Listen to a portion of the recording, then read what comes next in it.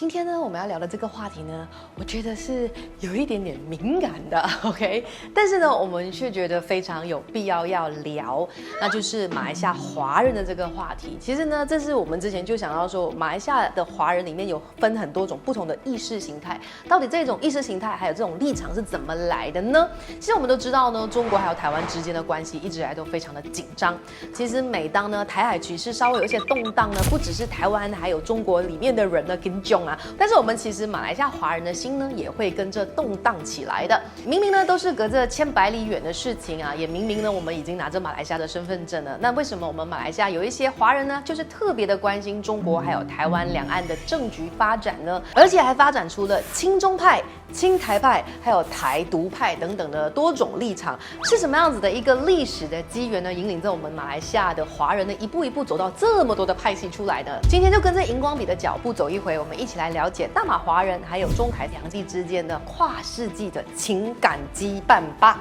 关于大马华人的历史课第一集。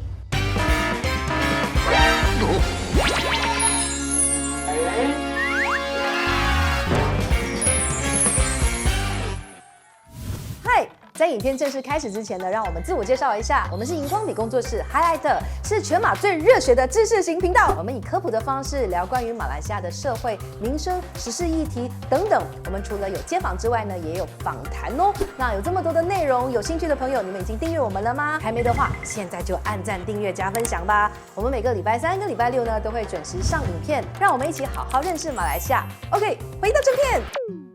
马来西亚的华人移民史呢，是可以追溯到汉代的。当时候呢，中国和马来群岛呢就已经有频密的这个商业活动，还有文化交流。元代时期呢，就已经有中国人在当地定居的这个明确的记载。但是呢，太久远了，我们就不讲了。我们这一次呢，就把时间线呢拉近一点点，我们就从100年前英殖民时代的马来半岛华人开始说起。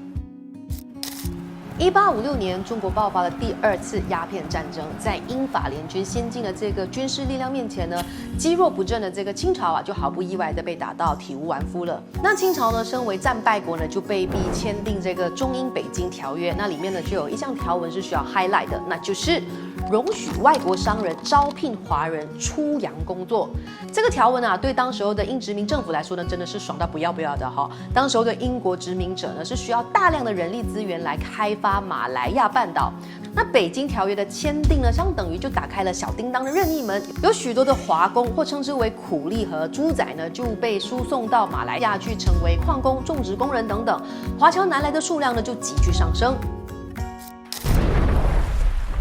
1894年的时候，中国爆发了甲午战争，清朝再度战败，努力奋斗了20年的这个洋务运动呢，彻底的宣告失败。中国的国际声望呢一落千丈，就被彻底的认为是东亚病夫，再一次呢成为列强的蚕食鲸吞的对象。那屡战屡败的这个清朝啊，在鸦片战争之后呢，就陆陆续续签订了太多的不平等条约了。单单就是在马关条约里面呢，就要赔偿日本白银2亿两，政府赔钱都赔到来不及了。作为清朝血库的这一个纳税人啊，特别是住在靠近南海沿岸，例如福建、潮州、广东、惠州、海南等等比较容易离开的老百姓呢，有一些可能是被诱骗强迫当苦力猪仔，也有一些呢其实是自由移民的，纷纷都决定出海谋生去了。那根据数据显示呢，19世纪中期至20世纪的上半叶的这一段期间呢，一共有500万的华人呢是被当作黑奴的替代品，从中国呢贩运出去。大约有200万的华工呢被送往东南亚的种植园和矿场。以华工为主的这个海外移民呢，就导致了中国移民的全球性分布。那一句名人演讲的时候耳熟能详的"海水到处有华人"的这一个典故呢，很可能就是这样子来的。那在这一波的移民潮啊，移出地更是高度的集中在广东还有福建2省，大约是占了中国海外移民的90%以上哦。所以呢，在马来西亚祖籍在中国福建以外的华人呢，是非常的少见的。那另外呢，我们从马来亚20世纪初的这个人口资料中呢，就可以发现到啊，在1901年的时候，就有大约50万名的华人是居住在马来半岛的。那在那之后呢，华人人口的增幅是持续一直在往上升的，来到了1947年，种族比例呢更是来到了马来亚有史以来的最高峰，有38%。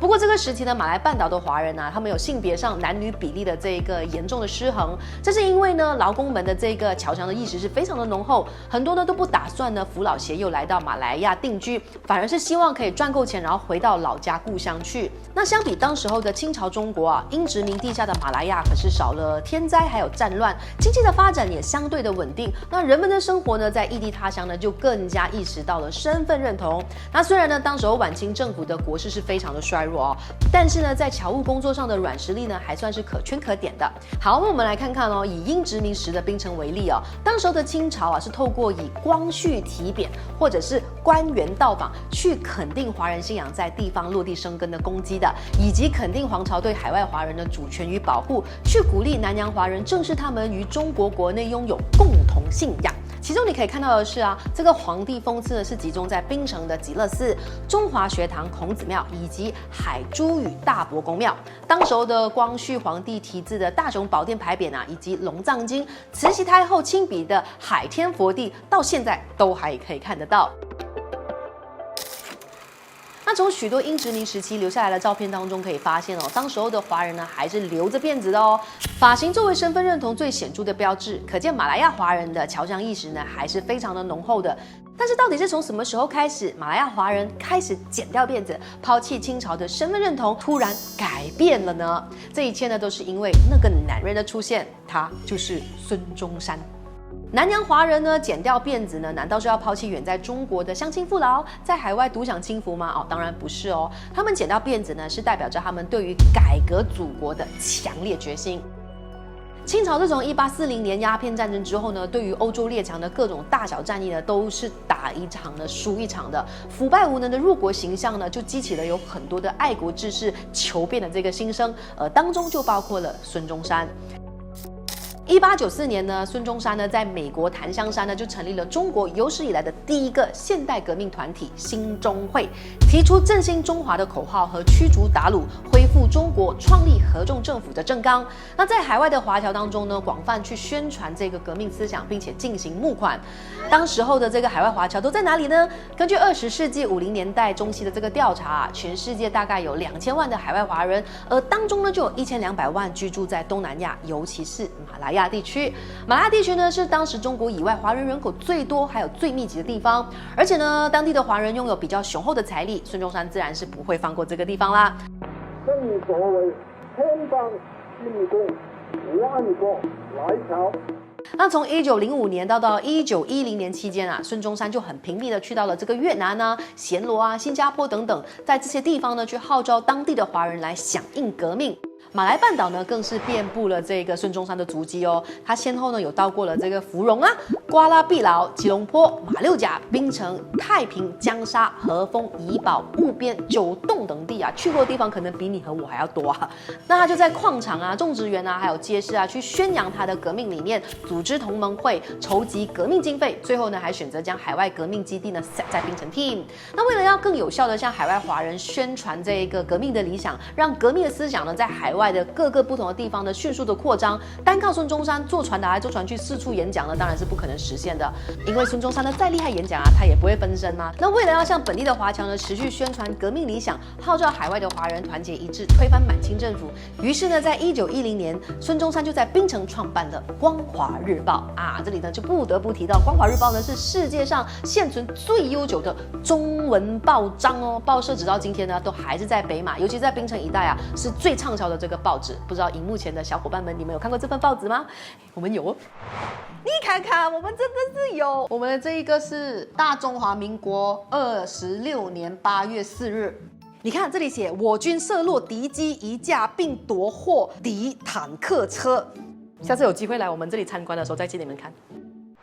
但是呢，孙中山呢在南洋的活动也不是一帆风顺的啊。那由于呢英国还有清朝呢是保持着外交关系，所以呢清朝在新加坡还有槟城设立了领事馆，就成了革命活动的阻力。除此之外呢，清政府也派了外交官还有特使呢到马来亚各地去访问，受到当地的华人欢迎。那这些官员访问的目的呢，主要就是呼吁当地的华人啊要效忠大清，有的呢还会售卖这个官衔来拉拢当地的华人。所以孙中山呢刚刚开始在南洋活动的时候啊，是处处碰壁的。的。根据资料显示呢，孙中山他曾经有去到巴生港要去见大矿主陆佑，要极力说服这个陆佑呢捐助革命的军费。结果呢，陆佑为了要避开麻烦呢，就1分钱都没有给。那去到了怡保呢，他就想说啊，去找这个锡矿大王胡子村。他才刚刚下榻这个旅馆就听到当地的风声说，胡子村要给孙中山呢等人极大的打击。那虽然呢不知道这个所谓的极大的打击呢，是不是真的是物理层面上的打击，但是心理层面的打击就真的是很大了。所以呢，当时收到风声的孙中山呢，可以说是连夜撤走，一刻都不敢留。